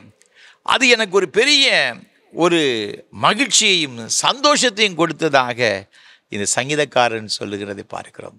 அப்போது ஒருவேளை நம்முடைய வாழ்க்கையில் நம்ம ஒரு பெரிய ஒரு பாரத்தோடு கூட இருந்தால் கூட இந்த வேத வசனங்களை வாசிக்கும்போது நமக்கு ஒரு பெரிய ஒரு உற்சாகத்தையும் ஒரு சந்தோஷத்தையும் கொடுக்குறது. ஏன்னா அந்த வசனங்கள் நம்முடைய வாழ்க்கையில் ஒரு பெரிய நம்பிக்கையை கொடுக்க ஆரம்பித்து விடுகிறது. நாம் செய்கிற காரியங்களை வாய்க்கை செய்கிறது எதுன்னு பார்த்தீங்கன்னா, நாம் இந்த ஆண்டவருடைய சமூகத்தை அவரோடு கூட ஒன்றி இருக்கும் பொழுது, அந்த வேத வசனத்தை அதிகமாக தியானித்து நடக்க ஆரம்பிக்கும் பொழுது நமக்கு இப்படிப்பட்ட ஒரு காரியத்தையெல்லாம் தேவன் என்ன செய்தார்னா அவர் நிறைவேற்ற அவர் ஆரம்பித்து விடுகிறார். எஸ்ராவின் புஸ்தகத்தில் நீங்கள் வாசித்து பார்க்கும் பொழுது இங்கு 4ஆம் அதிகாரத்தில் மிக அழகாக சொல்லப்பட்டிருக்கிறது. நீங்கள் 4, 5, 6, 7 ஆகிய வசனங்களில் இங்கு வேதம் மிக அழகாக சொல்லுகிறது. என்ன சொல்லுகிறதுன்னு சொன்னால், அதனால் அந்த தேசத்து ஜனங்கள் யூதா ஜனத்தின் கைகளை தளர பண்ணி கட்டாதபடிக்கு அவர்களை சங்கடப்படுத்தி பெர்சியாவின் ராஜாவாகிய கோரேசின் காலம் முழுவதும் தரியு என்னும் பெர்சியா ராஜா அரசாண்ட காலம் மட்டும் அவர்கள் யோசனையை அவமாக்கும்படி அவர்களுக்கு விரோதமாய் ஆலோசனைக்காரருக்கு கை கூலி கட்டினார்கள். அகாஸ்வேரு அரசாளுகிற போது அவருடைய ராஜ்யபாரத்தின் துவக்கத்திலே யூதாவிலும் எருசலேமிலும் குடியிருக்கிறவர்களுக்கு விரோதமாய் பிராது எழுதினார்கள் என்பதாக சொல்லப்பட்டிருக்கிறது. இங்கு எருசலேம் ஆலயத்தை கட்டுவதற்கு கோரேஸ் மன்னன் அனுமதி கொடுத்து விட்டான். இஸ்ரவேல் ஜனங்கள் பாபிலோன் தேசத்திலிருந்து எருசலேமுக்கு திரும்பி வந்து விட்டார்கள். நீங்கள் அதற்கு முந்தைய 3ஆம் அதிகாரத்தில் நீங்கள் பார்க்கும் பொழுது ரொம்ப சந்தோஷத்தோடு கூட ஜனங்கள் என்ன செய்தாங்கன்னா ஆலயத்துக்கு அஸ்திபாரம் போட்டு கட்ட ஆரம்பிக்கின்றார்கள். ஆரம்பித்த உடனே என்ன நடக்குன்னு பார்த்தீங்கன்னா, அங்குள்ள சத்துருக்கள் அதை கெட்டாதபடிக்கு தடை செய்தார்கள். இங்கு 4ஆம் வசனம் சொல்லுகிறது, கட்டாதபடிக்கு அவர்களை சங்கடப்படுத்தினார்கள் என்று சொல்லப்பட்டிருக்கிறது. அது மாத்திரமல்ல, இந்த கோரேஸ் ராஜா பாபிலோன் தேசத்தினுடைய ராஜா தான் என்ன செய்தாங்கன்னா இவங்க இந்த அனுமதி கொடுத்தார். ஆனால் அந்த ராஜாவுக்கு இவங்க கடிதம் எழுதுகிறாங்க, எதிராக கடிதம் எழுதாங்க. இவங்கெல்லாம் தப்பாக செய்து கொண்டிருக்கிறாங்க, உங்களுக்கு எதிராக செயல்பட்டு கொண்டிருக்கிறான்னு சொல்லி ராஜாவுக்கு இவங்க எல்லாம் இந்த இஸ்ரவேல் மக்களுக்கு எதிராக, இந்த யூத மக்களுக்கு எதிராக இங்கே பிராது எழுதினார்கள் என்பதாக சொல்லப்பட்டிருக்கிறோம். இன்றைக்கி நாம் கூட அநேக வேளைகளில் நமக்கு நியாயமாய் கிடைக்க வேண்டிய நன்மைகளை கிடைக்காதபடிக்கு நமக்கு எதிராக நிறைய பேர் நினைச்சுவாங்கன்னா மொட்டை மனு போடுகிற மக்கள் நிறைய பேர் இருக்கிறாங்க. நமக்கு எதிராக செயல்படுகிறவர்கள், மேலதிகாரிக்கு தவறான தகவல்களை சொல்லுகின்ற நிறைய பேர் கடித நிச்சயம் எழுதுகிறதை பார்க்கிறோம். இந்த சம்பவம் இன்னைக்கு மாத்திரமல்ல, இங்கே ஆதி காலத்தில் ஆண்டவருடைய பிள்ளைகள், ஆண்டவர் தான் இவங்களை கெட்ட சொன்னார், கெட்டுவதற்கு எல்லா வாய்ப்புகளும் வசதி ஏற்படுத்தி கொடுத்தார். ஆனாலும் அவங்க கெட்ட ஆரம்பித்த உடனே அவங்க சந்தித்த பிரச்சனை கொஞ்சம் நஞ்சம் கிடையாது. கிட்டத்தட்ட 16 ஆண்டு காலங்களாக இவங்க ஆலயத்தை கெட்டாதபடிக்கு என்ன செய்தாங்கன்னா நிறுத்தி போட்டார்கள் என்பதாக வசனம் சொல்லுகிறது. ஆனாலும் கூட ஆண்டவர் என்ன செய்தார்னு பார்த்தீங்கன்னா, நீங்கள் 6ஆம் அதிகாரத்துக்கு வரும்பொழுது 14, 15 ஆகிய வசனங்களிலே மிக அழகாக வேதம் சொல்லுகிறது. அப்படியே யூதரின் மூப்பர் கட்டினார்கள். தீர்க்கதரிசியாகிய ஆகாயும் இத்தோவின் குமாரனாகிய சகரியாவும் தீர்க்க தரிசனம் சொல்லி வந்தபடியினால் அவர்களுடைய காரியம் கைகூடி வந்தது என்பதாக வேதவசனம் சொல்லுகிறது. 15ஆம் வசனத்தை பாருங்க. ராஜாவாகிய தரியு அரசாளுகிற 6ஆம் வருஷம் ஆதார் என்னும் மாதம் 3ஆம் தேதியிலே அந்த ஆலயம் கட்டி முடிந்தது. இதற்கு என்ன காரணம் அப்படின்னு பார்த்தீங்கன்னா, சோர்ந்து போன நிலைமையில ஆகாயும் சகரியாவும் கர்த்தருடைய வார்த்தைகளை அவர்களுக்கு சொன்னாங்க. ஆண்டவரால் பெறப்பட்ட தீர்க்க தரிசன வார்த்தைகளை இந்த இஸ்ரவேல் மக்களுக்கு, யூத மக்களுக்கு சொன்னாங்க. அந்த வார்த்தைகளை கேட்டு கேட்டு அவர்கள் பலன் அடைந்து என்ன செய்தாங்கன்னா மீண்டும் கெட்ட ஆரம்பித்தார்கள். அன்பான ஆண்டவருடைய பிள்ளைகளே, இன்றைக்கு நம்முடைய வாழ்க்கையிலும் கூட ஆண்டவருடைய வார்த்தைக்கு நாம் முக்கியத்துவம் கொடுத்திருக்கிறோமா? ஆண்டவருடைய வார்த்தையை நம்முடைய இருதயத்தில் பதித்து வைத்திருக்கிறோமா? நீங்கள் எஸ்ராவின் புஸ்தகம் 7ஆம் அதிகாரம் 10ஆம் வசனத்தை வாசித்து பார்க்கும்பொழுது, கர்த்தருடைய வேதத்தை ஆராயவும் அதன்படி செய்யவும் இஸ்ரவேலிலே கட்டளைகளையும் நீதி நியாயங்களையும் உபதேசிக்கவும் எஸ்ரா தன் இருதயத்தை பக்குவப்படுத்தியிருந்தான். வேதத்தை ஆராயவும் அதன்படி செய்யவும் ஜனங்களுக்கு போதிக்கவும், இது வேத வசனத்தை தன்னுடைய உள்ளத்திலே வைத்து என்ன செய்தான எல்லாத்துக்கும் அவன் ஆயத்தமாக தன் இருதயத்தை பக்குவப்படுத்தி வைத்திருந்தான்னு சொல்லப்பட்டிருக்கிறது. நீங்கள் தொடர்ந்து வேதத்தில் வாசித்து பார்க்கும் பொழுது வேதம் மிக அழகாக சொல்லுகின்றது. நீங்கள் நெகேமியாவின் புஸ்தகத்தில் நீங்கள் 8ஆம் அதிகாரம் 2-3 ஆகிய வசனம் வாசித்து பார்க்கும் பொழுது, காலையிலிருந்து மத்தியானம் வரைக்கு இந்த எஸ்ரா என்ன செய்தார்? நியாயப்பிரமாண புஸ்தகத்தை இஸ்ரவேல் மக்களுக்கு, யூத மக்களுக்கு வாசித்து காண்பிக்கிறதாக வேதத்தில் சொல்லப்பட்டிருக்கிறது. இந்த வசனம்தாங்க அவளை நடத்தியது. கட்ட முடியாமல் இருந்த ஆலயத்தை கட்டி எழுப்பி பிரதிஷ்டை செய்யும்படியான ஒரு பாக்கியம் எப்போ கிடைச்சி தெரியுமா? கர்த்தருடைய வார்த்தையை இவர்கள் தினந்தோறும் கேட்டார்கள். அன்றைக்கு தீர்க்க தரிசன மூலமாய் கேட்டார்கள். இன்றைக்கு ஆண்டவர் எழுதி கொடுத்த தீர்க்க தரிசன வசனங்கள் நம்மிடத்தில் இருக்கிறது. இன்றைக்கு இந்த வசனத்தை, இந்த தீர்க்க தரிசன வசனத்தை நம்ம கருத்தாய் வாசித்து தியானித்து உட்கொண்டு இதன்படி நாம் நடக்கும் பொழுது மிகுதியான பலன் நமக்கு கிடைக்கும் என்பதற்கு சந்தேகம் கிடையாது. ஸ்மித் விக்கில்ஸ்வர்த் என்று சொல்லப்படும் தேவ மனுஷனை குறித்து நான் வாசித்தம் பார்த்துக்கிடுங்க. ஒரு நாளைக்கு அவர் 1/2 மணி நேரத்துக்கு 1/2 மணி நேரம் தான் அவர் ஜபமும் இந்த வேத தியானம் பண்ணுவாராம். ஆனால் 1/2 மணி நேரத்துக்கு மேலே அவர் ஜபம் பண்ணாமல் வேத வாசிக்காமல் இருக்க மாட்டாராம். அப்படி என்றால் ஒரு 1 ஹவருக்கு ஒரு தடவை 1/2 hour கண்டிப்பாக வேத வாசித்து ஜெபம் பண்ணுவார். 1/4 மணி நேரம் ஜெபம் பண்ணுவாராம், 1/4 மணி நேரம் வேதத்தை வாசிப்பாராம். ஒரு முறை அவர் பஸ்ஸில் போயிட்டு இருக்கும் பொழுது என்ன 1/2 மணி நேரம் கடந்து போய்விட்டது. உடனே எல்லாம் அந்த பஸ்ஸில் பயணித்தது எல்லா பேசஞ்சரை பார்த்து, அமைதியாக இருங்கள், நான் வேதத்தில் ஒரு பகுதியை வாசிக்கிறேன்னு சொல்லி சத்தமாக வாசிக்க ஆரம்பிச்சிட்டாராம். அவர் ஒரு பெரிய ஒரு முரட்டு பக்தர் என்று சொல்லுவாங்க, பார்த்துக்கிடுங்க. அவர் கர்த்தருக்கை வைராக்கியமாய் அவர் வாழ்ந்த ஒரு தேவ மனுஷன். 14 பேருக்கு அதிகமான பேரை உயிரோடு கூட எழுப்பினார். அவருடைய மனைவி கூட மரித்து போனாங்க அவர் ஊழியத்துக்கு சென்ற பொழுது. அவர் அங்கேருந்து சொன்னார், ஒன்றும் செய்யாதீங்க, நான் பார்த்துக்கிறேன் சொல்லி நேராக வந்தார். மனைவி பக்கத்தில் முழங்கால் படிட்டு ஜெபம் பண்ணார். ஆண்டவரின் மனைவி உயிரோடு கூட எழுப்பும், மரணத்தை கடிந்து கொள்ளுன்னு சொன்னார். அந்த அம்மா உயிரோடு கூட எழுப்பி வந்துட்டாங்க. ரொம்ப ஒரு ஆச்சரியமான ஒரு தேவ மனுஷன். கர்த்தர் வல்லமையை பயன்படுத்துகிறாரு. அவர் எந்த ஒரு காரியம், எந்த ஒரு ஊழியத்துக்கு போனாலும் கூட அது சக்ஸஸாக தான் முடியும். ஒன்று கூட அதில் அவர் தோல்வி அடைந்ததே கிடையாது. என்ன செய்தாலும் ஆசீர்வாதம் தான். அதுக்கு என்ன காரணம் பார்த்தீங்கன்னா, அவர் 1/2 மணி நேரம் டெய்லி அவர் ஜெபம் பண்ண 1/2 hour 1/4 மணி நேரம் ஜெபம் பண்ணுவாராம், 1/4 மணி நேரம் வேதம் வாசிப்பாராம். ஆனால் 1/2 மணி நேரத்துக்கு மேலே அவர் சும்மா என்ன பண்ணார்? அவர் 1/2 மணி நேரத்துக்கு மேலே வேத வாசிக்காமல் இருக்க மாட்டாராம். உடனே திருப்பி ஜெபம் பண்ண ஆரம்பித்து விடுவார். அப்படி வாழ்க்கை முழுவதும் ஜெபமும் வேத தியானமும் அப்படியே கலந்திருந்தபடினால தான் ஒரு பெரிய ஒரு விசுவாச வீரனாக இருந்தார். அன்பான ஆண்டவருடைய பிள்ளைகளே, இதெல்லாம் வேதத்தில் நமக்கு திருஷ்டாந்தமாக எழுதப்பட்டு இருக்கிறது. நமக்கு உலகத்தில் அந்த வேத வசனத்தை கை கொண்ட அநேக பரிசுத்தவான்களுடைய வரலாறு நமக்கு முன்பாக இன்றைக்கும் இருந்து கொண்டு இருக்கிறது. எதற்காக தெரியுமா? நம்ம விசுவாசத்தை பலப்படுத்த, அவருடைய பிள்ளைகள் செய்கிற காரியங்கள் எல்லாம் வாய்க்க பண்ணப்பட வேண்டும் என்பதற்காக, நாம் அதை அறிந்து கொள்ள வேண்டும் என்பதற்காக ஆண்டு இப்படிப்பட்ட காரியங்கள் எல்லாம் நமக்கு முன்பாக எழுதி வைத்திருக்கிறார். நமக்கு ஆண்டு இன்றைக்கு கற்றுக் கொடுக்கிறார். இன்றைக்கு நாம் எத்தனை பேர் இந்த நம்முடைய வாழ்க்கையில் ப்ராக்டிஸ் பண்ணுறோம்? கொஞ்சம் யோசித்து பாருங்கள்.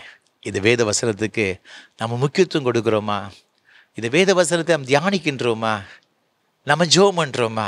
யோசிச்சு பாருங்கள். பஸ்ஸில் எவ்வளோ நம்ம ட்ராவல் பண்ணுறோம், நம்ம ஃபுல்லாக கதை பேசிக்கிட்டு இருக்கோம், இல்லை எங்கேயாவது நம்ம பார்த்து நம்ம ரசித்து கொண்டே போகிறோம். ஆனால் அந்த நேரத்தில் ஒரு 10 நிமிஷம் கண்ணை மூடி என்ன செய்யலாம்? மனசுக்குள்ளே ஜெபம் பண்ணலாம். ஒரு வேத வசனத்தை நம்ம தியானம் பண்ணலாங்க.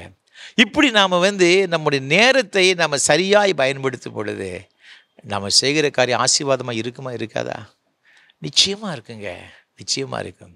எசேக்கியாவுடைய காரியத்தை வாக்கியம் பண்ணுங்கன்னு அதே ஆண்டவர் 16 வருஷம் ஆலயத்தை கட்ட முடியாமல் இருந்தவர்கள் மீண்டும் கட்டி எழுப்புனாங்கன்னா அதுக்கு மெயின் ரீசன் என்னென்னு பார்த்தீங்கன்னா, இந்த ஆகாயும் சகரியாவும் தேவ வார்த்தைகளை, கர்த்தர் சொன்ன வார்த்தைகளை இஸ்ரவேல் ஜனங்களுக்கு கொடுக்க கொடுக்க கொடுக்க கொடுக்க அதே எதிர்ப்பு இருக்கத்தான் செய்துச்சு. கவலைப்படலை, மீண்டும் கர்த்தருக்குள் வைராக்கியம் கொண்டு கட்டி எழுப்பினார்கள்.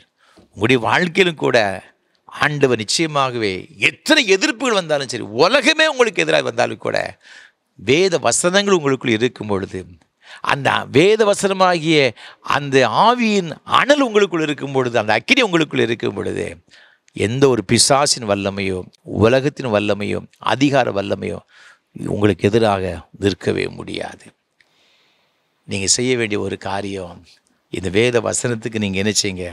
முக்கியத்துவம் கொடுங்க. கடைசி ஒன்றை சொல்லி நான் நிறைவு செய்ய விரும்புகிறேன். ஆதியாம் புஸ்தகத்தில் நான் வாசித்து பார்க்கும் பொழுது 39ஆம் அதிகாரம் 2ஆம் வசனம், கர்த்தர் யோசேப்போடு இருந்தார், அவன் காரிய சித்தி உள்ளவனானான். மூன்றாவதாக நம்ம காரியம் எப்போ வாய்க்கு அப்படின்னு பார்த்தீங்கன்னா, ஆண்டவர் நம்ம கூட இருக்கும் பொழுது, கர்த்தர் நம்ம கூட இருக்கும் பொழுது. யோசேப்புக்கு கொடுத்த தரிசனம் ரொம்ப பெருசு. 37ஆம் அதிகாரத்தில் நீங்கள் வாசித்து பார்த்தீங்கன்னா மிக அழகாக சொல்லுகிறது. 7ஆம் வசனத்தில், நாம் வயலில் அறுத்த அரிகளை கட்டி கொண்டிருந்தோம், அப்பொழுது என்னுடைய அரிக்கட்டு நிமிர்ந்திருந்தது, உங்கள் அரிக்கட்டுகள் என் அரிக்கட்டை சுற்றி வணங்கி நின்றது என்றான். ஒரு பெரிய தரிசனம். என்னுடைய அரிக்கட்டு நேராக நின்று கொண்டிருக்கிறது, நீங்கள் எல்லாம் சுற்றி கீழே விழுந்து கிடக்கீங்க. அதனுடைய பொருள் என்ன? ஒரு காலத்தில் நீங்கள் என்னை வணங்குவீங்க. ஆனால் இப்போ இருக்கிற நிலைமை எங்க? கானான் தேசத்தை விட்டு வெகு தூரத்துக்கு பிரயாணம் அவன் கொண்டு செல்லப்பட்டான், எகிப்துக்கு கொண்டு செல்லப்பட்டான். அங்கு ஒரு சிறை கைதியாக பாதாள சிறையில் அடைக்கப்பட்டிருக்கிறான். கம்பிகளினால் அவன் கட்டப்பட்டிருக்கிறாங்க, சங்கிலிகளினால் கட்டப்பட்டிருக்கின்றான். அவன் பார்த்த தரிசனத்துக்கும் அவன் இருக்கின்ற நிலைமைக்கும் சம்பந்தம் இருக்கிறதா? 1% கூட சம்பந்தம் கிடையாது. ஆனால் வாக்குத்தத்தம் செய்த ஆண்டவர் உண்மை உள்ளவருங்க. நீங்கள் தொடர்ந்து வேதத்தில் வாசித்து பார்த்தீங்கன்னா, நீங்கள் 41ஆம் அதிகாரத்தில் இங்கே 41ஆம் வசனம் சொல்லுகிறது, பின்னும் பார்வோன் யோசேப்பை நோக்கி, பார், எகிப்து தேசம் முழுமைக்கும் உன்னை அதிகாரியாக்கினேன் என்று சொல்லி கையில் இந்த முத்திர மோதிரத்தை அவனுக்கு கொடுக்கிறான். பாதாள சிறையில் அடைப்பட்டு கிடந்தவன், அநியாயமாய் இவன் ஒரு வேசித்தனம் பண்ணினான் என்று சொல்லி குற்றம் சாட்டப்பட்டவன், சம்பந்தமே இல்லாத ஒரு இடத்துல இருந்தான். தரிசனத்துக்கு அவன் வாழ்ந்த இடத்துக்கு சம்பந்தம் கிடையாது. வேளை வந்த பொழுது அவனுடைய இரும்பு சங்கிலிகளெல்லாம் கர்த்தர் முறித்து போட்டார். அந்த தேசத்தில் அவனை உயர்த்தினார். பார்வோனுக்கு அடுத்த ஸ்தானத்தில் நீங்கள் தொடர்ந்து வேதத்தில் வாசித்து பார்த்தீங்கன்னா மிக அழகாக சொல்லப்பட்டிருக்கிறது. இங்கு 44ஆம் அதிகாரம் 14ஆம் வசனம் சொல்லுகிறது, யூதாவும் அவன் சகோதரரும் யோசேப்பின் வீட்டுக்கு போனார்கள். யோசேப்பு அதுவரையும் அங்கே இருந்தான். அவனுக்கு முன்பாக தரையிலே விழுந்தார்கள். 37ஆம் அதிகாரம் 7ஆம் வசனத்தில் சொல்லப்பட்ட தீர்க்க தரிசனம் கரெக்டாக 7 அதிகாரம் கழித்து 44ஆம் அதிகாரம் 14ஆம் வசனத்தில் நிறைவேறுகிறது. நீங்களும் நானும் ஆராதிக்கிற ஆண்டவர் சொல்லியும் செய்யாதிருப்பாரோ? வார்த்தையில் உண்மை உள்ளவர், வாக்குத்தத்தம் செய்தவர் உண்மை உள்ளவர். இன்றைக்கு நம்முடைய எல்லா காரியங்களையும் செய்து முடிக்க ஒரு வல்லமை உள்ள தேவனாய் இருக்கிறார். அண்ட சராசரங்களை உருவாக்கின நம்முடைய தேவன் ஆண்டவராகிய கர்த்தர். இந்த யோசேப்புக்கு இப்படிப்பட்ட ஒரு காரியத்தை செய்வதற்கு என்ன காரணம் தெரியுமா? அந்த வசனம் சொல்ல, கர்த்தர் யோசேப்போடு கூட இருந்தார். இன்றைக்கு ஆண்டவர் நம்மோடு கூட இருக்கின்றாராம். நம்மோடு கூட இருப்பதற்கு நம்மை ஆண்டவருடைய கரத்தில் ஒப்பு கொடுத்துருக்கிறோமா? அவருடைய இரத்தத்தினால் கழுவி சுத்திகரிக்கப்பட்டிருக்கின்றோமா? இரத்தத்தினால் நாம் பரிசுத்தமாக்கப்பட்டிருக்கின்றோமா? அவருடைய மகளாக வாழ நம்மை ஆண்டவருடைய கரத்தை அர்ப்பணித்திருக்கின்றோமா? அவருடைய வார்த்தையின்படி நடக்கின்றோமா? யோசித்து பார்க்கணுங்க, யோசித்து பார்க்கணும்.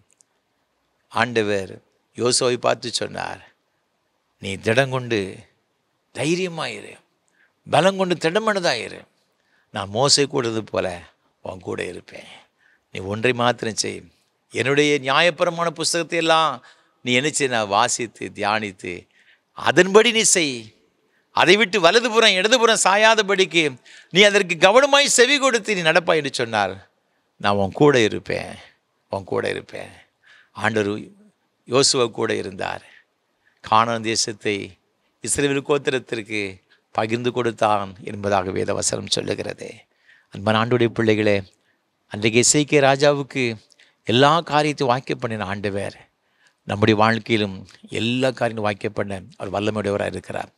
நீங்கள் என்னென்ன காரியங்களுக்காக பிரயாசப்பட்டு கொண்டு வருகிறீர்களோ, அது உங்களுடைய தொழிலாக இருக்கலாம், உங்களுடைய வேலையாக இருக்கலாம், உங்களுடைய குடும்பமாக இருக்கலாம், உங்களுடைய மகனுடைய திருமண காரியமாக இருக்கலாம், படிப்பாக இருக்கலாம். ஏதோ ஒரு காரியத்திற்காக நீங்கள் பல நாட்கள், வாரங்கள், மாதங்கள் நீங்கள் அழுது கொண்டு இருக்கலாம். இன்றைக்கு ஆண்டு உங்களை பார்த்து சொல்ல, மகனே கவலைப்படாத, நான் உன் காரியத்தை வாய்க்க பண்ணுவேன். என் மேலே நம்பிக்கையாயிரு, என் வசனத்தை எப்போது தியானித்து கொண்டிரு. நான் உன் கூட இருப்பதற்கு உன்னுடைய இருதயத்தை பரிசுத்தப்படுத்திக் கொள், நிச்சயமே ஆசீர்வதிப்பேன், உன்னை உயர்த்துவென்று ஆண்டவர் நமக்கு வாக்கு கொடுத்திருக்கிறார். நிச்சயமாகவே இந்த வார்த்தையின்படி உங்களை ஆசீர்வதித்து உயர்த்துவார். அப்படிப்பட்ட கிருபைகளை கர்த்தர்தாமே நம்ம ஊருக்கு தருவாராக. ஆமென். நம்மை அர்ப்பணிக்கும் வண்ணமாக கீதம் 254, கிறிஸ்தவ கீர்த்தனை 307 பாடுவோம். போசனந்தானும் உண்டோ திரு ரா போசனம் போலுலகில். கீதம் 254, கிறிஸ்தவ கீர்த்தனை 307 பாடுவோம்.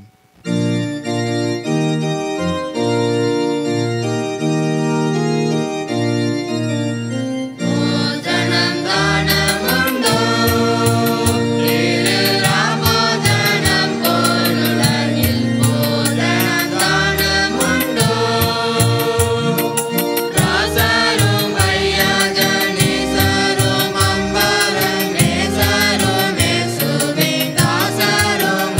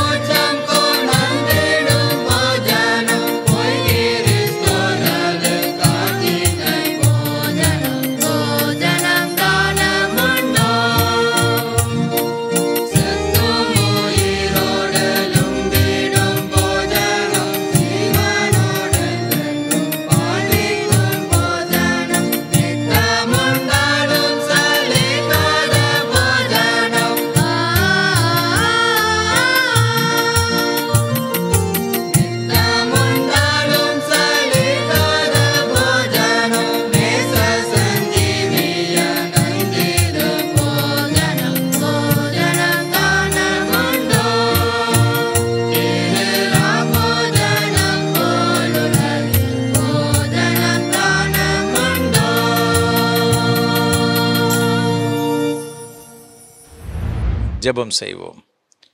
கிருபை நிறைந்த ஆண்டவரே, இந்த நல்ல ஆசீர்வாதமான வேலைக்காக உமக்கு ஸ்தோத்திரம்.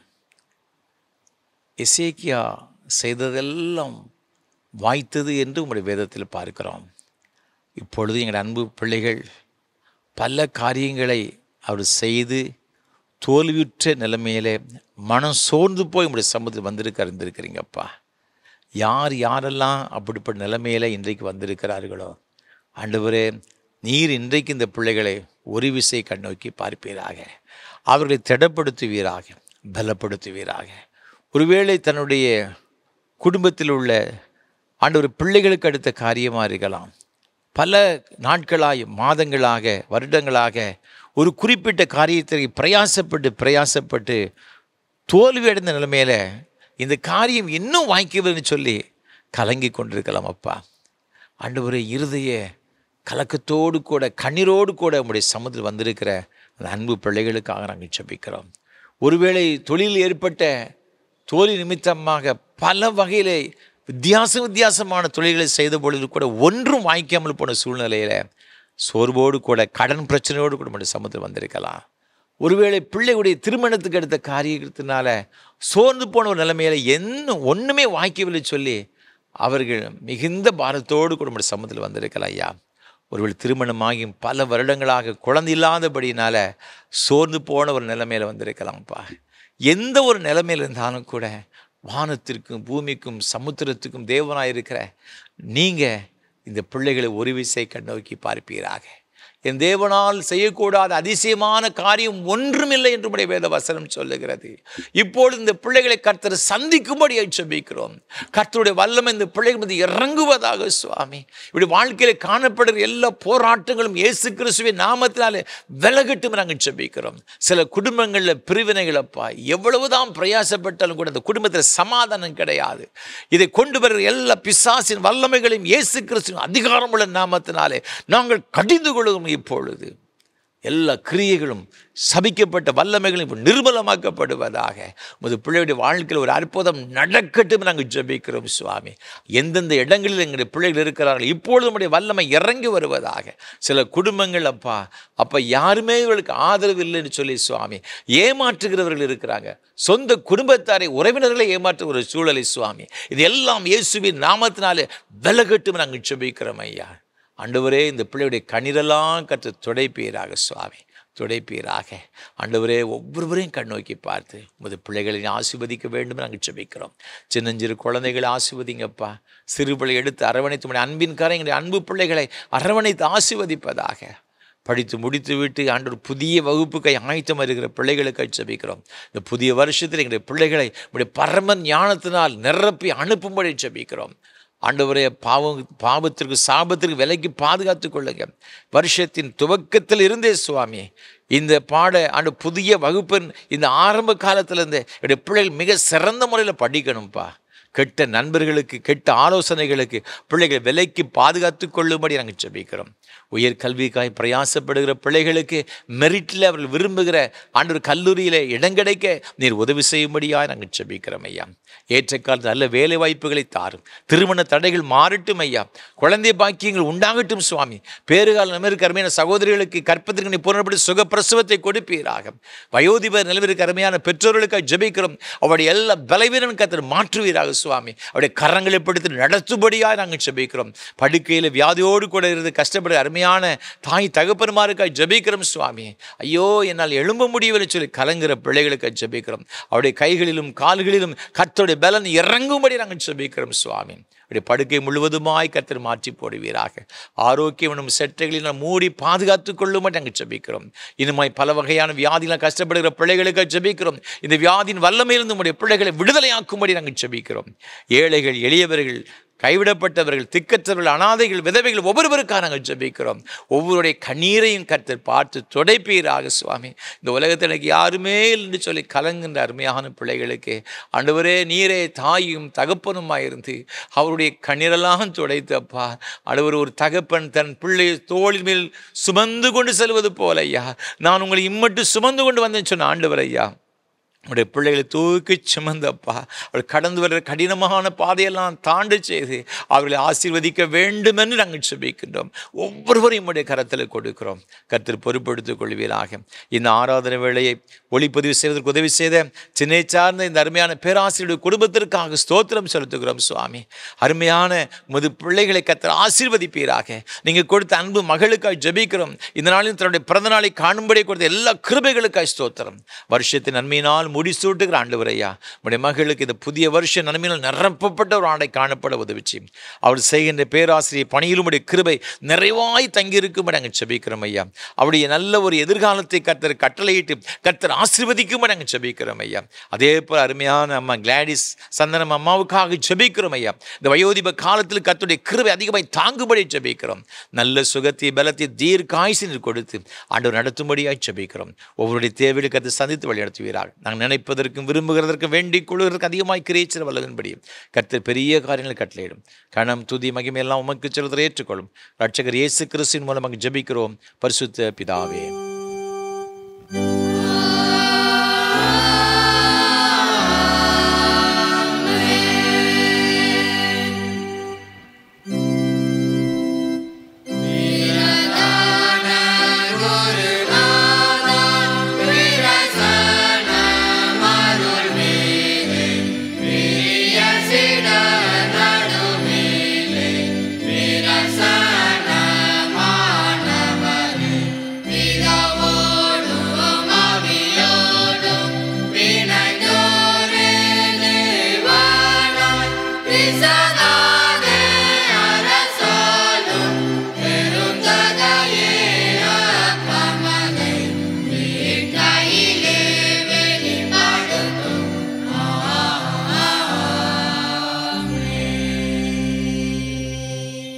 கர்த்தர் உங்களோடு இருப்பாராக.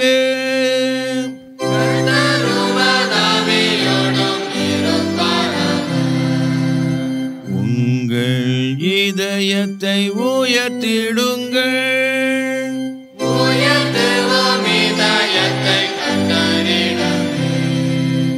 ஸ்தோத்திரம் செலுத்துவோம் தேவனுக்கே.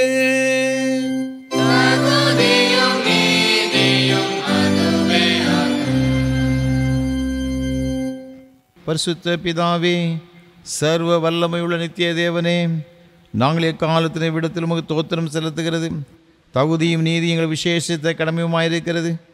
முதுகுமாரன் எங்கள் ஆண்டவருமாய் இயேசு கிறிஸ்து மூலமாக நிர்வாணங்களையும் பூமியை எவ்வளவு சிருஷ்டித்தேர். மனுக்குலத்தின் சாயலாக உண்டாக்கினேர். நாங்கள் பாவத்தில் விழுந்தபோது புருஷர் நிர்பலனாக நீர் எங்களை மீட்டு கொண்டே.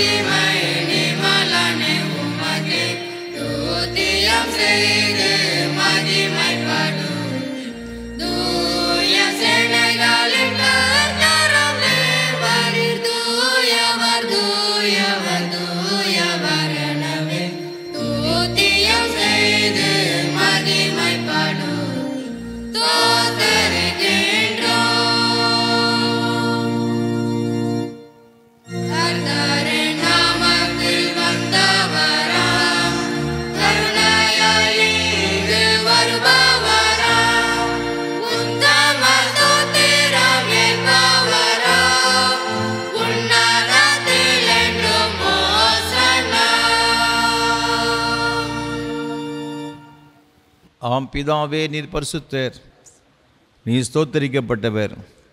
தேவரின் மனதில் உருக்கமாக அன்பு கூர்ந்து முதுவரே பேரான குமாரனாகிய இயேசு கிறிஸ்து எங்கள் தன்மையை தரித்து கொள்ளவும் சிலுவையில் மரித்து எங்களை மீட்டுக் கொள்ளவும் அவரை தந்தல் நேரே அவர் சிலுவையில் ஒரே தர தம்மை ஏகபலியாக ஒப்பு கொடுத்து சர்வலோகத்தின் பாவங்களை நிவர்த்தி செய்வதற்கு நிறைவும் பொருளும் போதுமான பலியையும் காணிக்கையும் பரிகாட்டு செலுத்தும் அல்லாமல் தமது அருமையான மரணத்தை என்றைக்கும் நினைப்பூட்டு ஞாபகத்தை நிமித்து தாம் திரும்ப வருமளவும் நாங்கள் அதை அனுசரித்து வரும்படி தமது பரிசுத்த சுவிசேஷத்தில் கட்டிருக்கிறாரே. இயேசு தாம் காட்டி கொடுக்கப்பட்ட ராத்திரியிலே அப்பத்தை எடுத்து ஸ்தோத்திரம் பண்ணி அதை பிட்டு சீசர் கொடுத்து, எல்லாரும் வாங்கி புசியுங்கள், இது உங்களுக்காக கொடுக்கப்படுகிற என்னுடைய சரீரம், என்னை நினைவூர் முடிச்சென்றார்.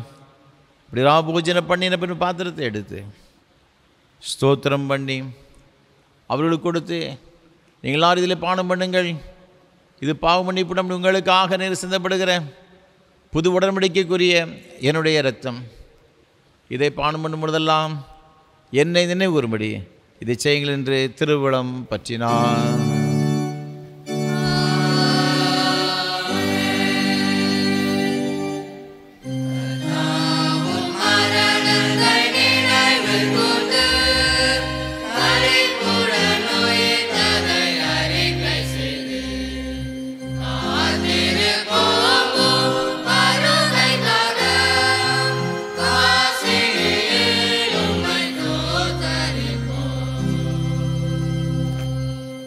ஆதலால் பிதாவே, உமது குமாரனாகிய ஆண்டவர் அருமையான பாடுகளையும் மரணத்தையும் மகிமையான உயிர்த்தெழுதலையும் பரமேறுதலை நினைவுகூர்ந்து உமது அடியார்களாகிய நாங்களுடைய கட்டளையின்படியே அவர் வருகை எதிர்நோக்கிறவர்களாக இதை செய்கிறோம். அவர் நீர் எங்களுக்காக நிறைவேற்றின பூர்வ மீட்புக்காக உமக்கு நன்றி செலுத்துகிறோம்.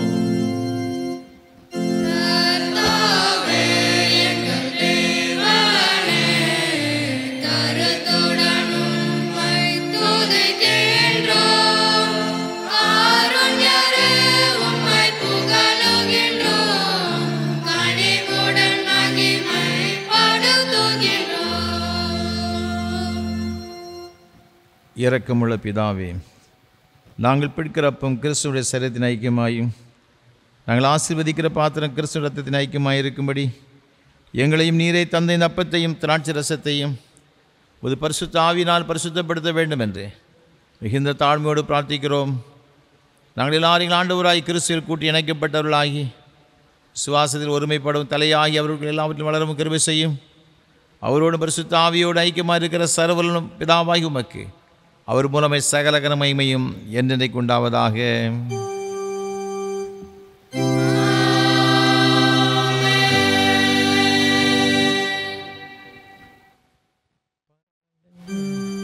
பரமண்டலங்கள் இருக்கிற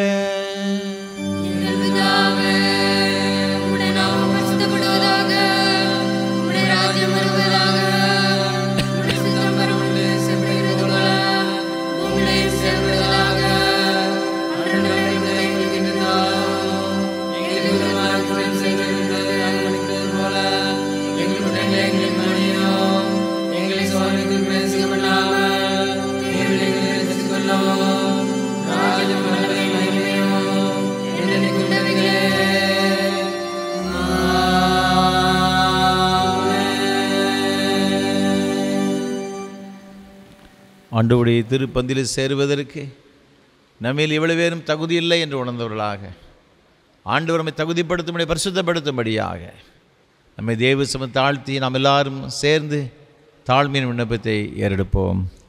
இரக்கமுள்ள கர்த்தாவே, இரக்கமுள்ள கர்த்தாவே, எங்கள் சுயநீதியை நம்பி நாங்கள் உம்முடைய பந்தியில் சேர துணியாமல் தேவருடைய அளவற்ற இரக்கத்தை நம்பி சேருகிறோம்.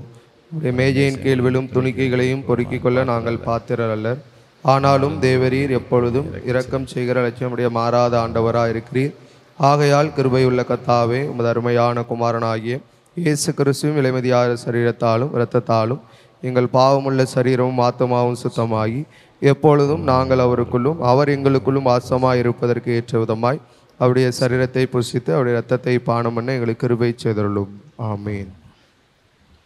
நாம் பிற்கிறப்பம் கிறிஸ்துவின் சரீரத்தின் ஐக்கியமாக இருக்கிறது அல்லவா?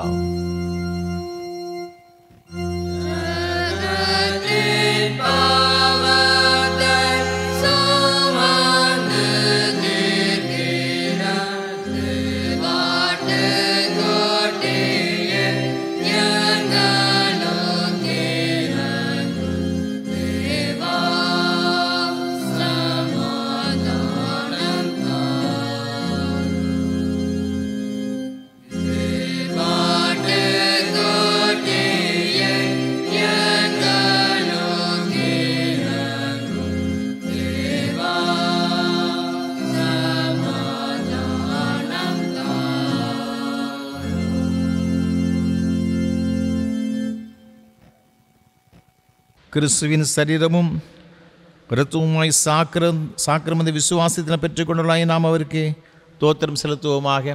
யாவரும் சேர்ந்து சொல்லுவோம். சர்வ வல்லமுள்ள கடவுளே, சர்வ வல்லமுள்ள கடவுளே, பரமபிதாவே, நேசகுமாரனும் எங்கள் ஆண்டவருமாகிய இயேசு கிறிஸ்துவுக்குள் எங்களை உமது பிள்ளைகளாக ஏற்றுக்கொண்டு அவருடைய விலைமதியாத திருச்சரீரமும் இரத்தமும் ஆகிய ஞான ஆகாரத்தால் எங்களை திருப்தியாக்கியிருக்கிறீர்.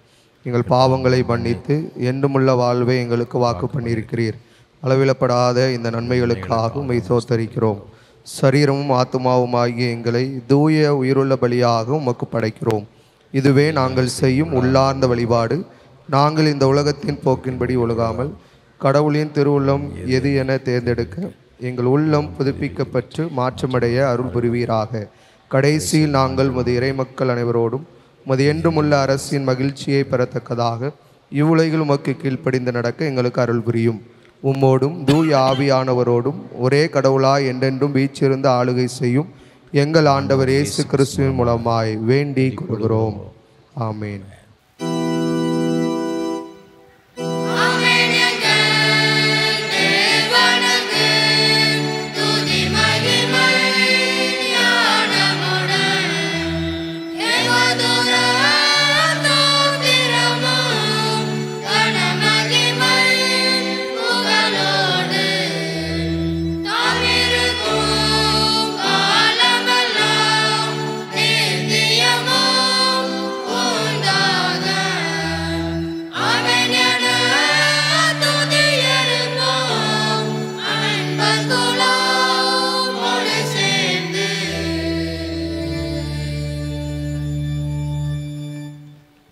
எல்லா புத்திக்கு மேலான தேவ சமாதானங்களோடு கூட இருந்து நீங்கள் தேவனையும் அவருடைய குமாரனாகிய நம்முடைய நாதர் இயேசு கிறிஸ்து பற்றி அறிகிற அறிவில் நிலைத்திருக்கும்படி உங்கள் இறுதியத்தை காக்கடுவது பிதா குமாரன் பரிசுத்தாவியாகிய சர்வ தேவனுடைய ஆசீர்வாதங்களோடு கூட இருந்து இன்றும் உங்களுடைய சதா காலம் நிலைத்திருக்க கடவுது.